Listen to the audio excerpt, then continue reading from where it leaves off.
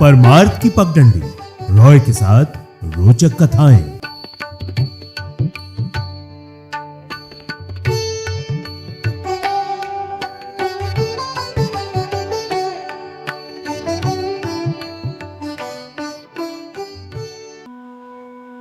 नदी श्रृंखला में आज कथा उस नदी की जिसकी महिमा अपरंपार है।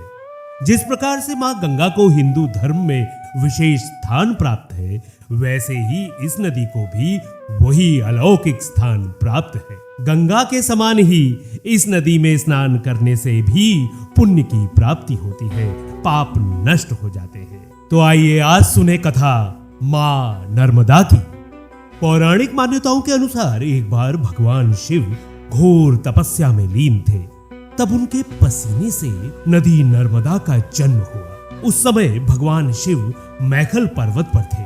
उन्होंने इस कन्या का नाम नर्मदा रखा, जिसका अर्थ होता है सुख प्रदान करने वाली। भगवान शिव ने उस कन्या को आशीष दिया कि जो कोई तुम्हारा दर्शन करेगा उसका कल्याण होगा। वो मैखल पर्वत पर उत्पन्न हुई थी, इसलिए वो मैखल राज की पुत्री भी कहलाती है। एक अन्य कथा के अनुसार मैखल पर्वत पर भगवान शिव से दिव्य कन्या नर्मदा प्रकट हुई थी। देवताओं ने उनका नाम नर्मदा रखा।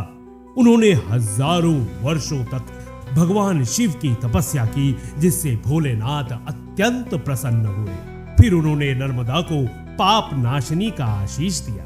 साथ ही उनको ये भी वरदान मिला कि उनके तट पर सभी देवी देवताओं का वास होगा और नदी के सभी पत्थर शिवलिंग स्वरूप में पूजे जाएंगे। दूसरी कथा के अनुसार जब नर्मदा जी बड़ी हुई तो उनके पिता मैखल राज ने उनका विवाह राजकुमार सोनभद्र से तय कर दिया। एक बार उनको राजकुमार से मिलने की बड़ी तीव्र इच्छा हुई, तो उन्होंने एक दासी को उनसे मिलने के लिए भेजा। वो दासी राजसी आभूषणों से अलंकृत थी, जिसे राजकुमार सोनभद्र नर्मदा समझ लिए। दोनों का विवाह हो गया। काफी समय बीतने के बाद भी जब दासी के वापस ना लौटने पर नर्मदा कुछ चिंतित हुई, तो नर्मदा जी स्वयं राजकुमार सोनभद्र से मिलने पहुंची। उन्होंने राजकुमार सोनभद्र को दासी के साथ पाया। तब वे अत्यंत दुखी हुई और कभी विवाह ना करने का निर्णय लिया। कहा जाता है उसके बाद से ही मां नर्मदा पश्चिम की ओर चल दी। उसके बाद से वे कभी वापस नहीं लौटी। इसलिए मां नर्मदा आज भी पश्चिम दिशा की ओर बहती है। नर्मदा नदी के पृथ्वी पर अवतरण की कथा स्कंद पुराण में भी मिलती है। कथा के अनुसार राजा हिरण्यतेजा ने अपने पूर्वजों के उद्धार के लिए लगभग 14,000 वर्षों तक कठोर तपस्या करके भगवान शिव को प्रसन्न किया। तब उन्होंने महादेव से नर्मदा जी को पृथ्वी पर लाने का वरदान मांगा। भगवान शिव की आज्ञा से नर्मदा जी मगरमच्छ पर बैठकर उदयाचल पर्वत पर उतरी और पश्चिम की ओर बहने लगी। जैसा कि हमने आपको बताया था, एक बार जब भगवान शिव तपस्या में थे, उनके पसीने से एक कन्या प्रकट हुई। इस कन्या में अलौकिक सौंदर्य था।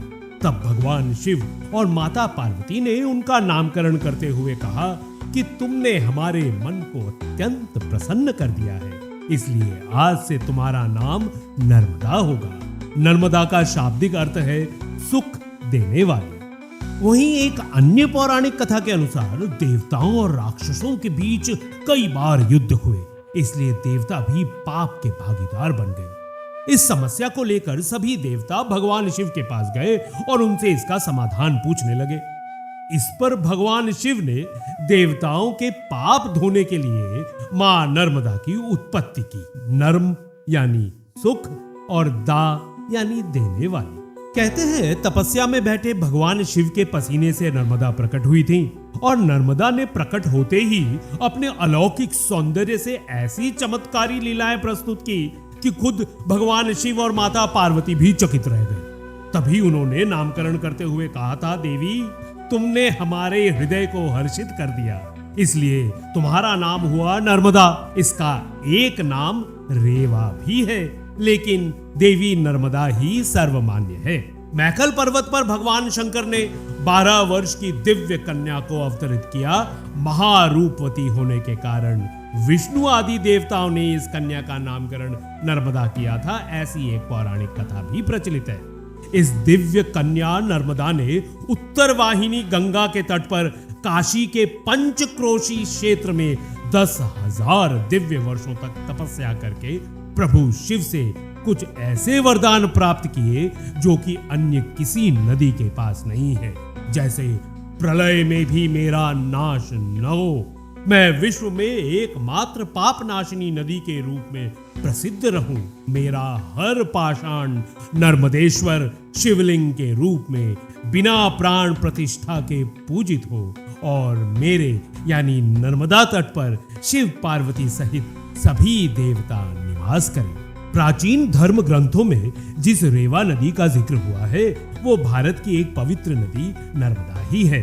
कहते हैं गंगा में स्नान करने से जो पुण्य प्राप्त होता है वो नर्मदा नदी के दर्शन मात्र से ही प्राप्त हो जाता है।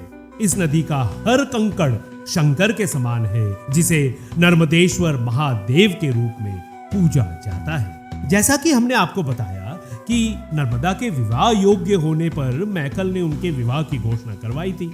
साथ ही ये भी कहा था कि जो भी व्यक्ति गुलबकावली का पुष्प लेकर आएगा, राजकुमारी का विवाह उसी के साथ होगा। इसके बाद कई राजकुमार आए, लेकिन कोई भी राजा मैखल की शर्त पूरी नहीं कर सका। तभी राजकुमार सोनभद्र आए और राजा की गुलबकावली पुष्प की शर्त पूरी कर दी। इसके बाद नर्मदा और सोनभद्र का विवाह तय हो गया। और ये बात तो हमने आपको बता ही दी कि जब राजकुमारी नर्मदा सोनभद्र के पास पहुंची मिलने के लिए और वहां जुहिला यानी कि उनकी दासी को उनके साथ देखा तो वो अत्यंत दुख और क्रोध की ज्वाला में धधक उठी। इसके बाद ही उन्होंने आजीवन कुंवारी रहने का प्रण लिया और उल्टी दिशा में चल पड़ी। कहा जाता है तभी से नर्मदा अरब सागर में जाकर मिल गई, जबकि अन्य सभी नदियां बंगाल की खाड़ी की ओर निकलती हैं। नर्मदा के प्रेम की और कथा मिलती है कि सोनभद्र और नर्मदा अमरकंटक की पहाड़ियों में साथ पले बढ़े। किशोरावस्था में दोनों के बीच प्रेम का बीज पनपा। तभी सोनभद्र के जीवन में जुहिला का आगमन हुआ और दोनों एक दूसरे से प्रेम करने लगे। इसके बाद की कथा तो हमने आपको बता ही दी।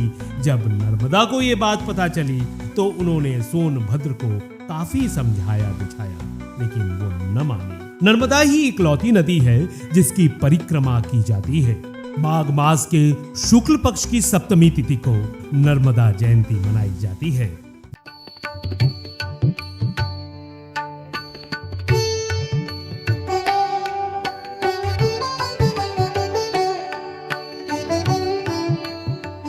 रॉय के साथ रोचक कथाएं, परमार्थ की पगडंडी।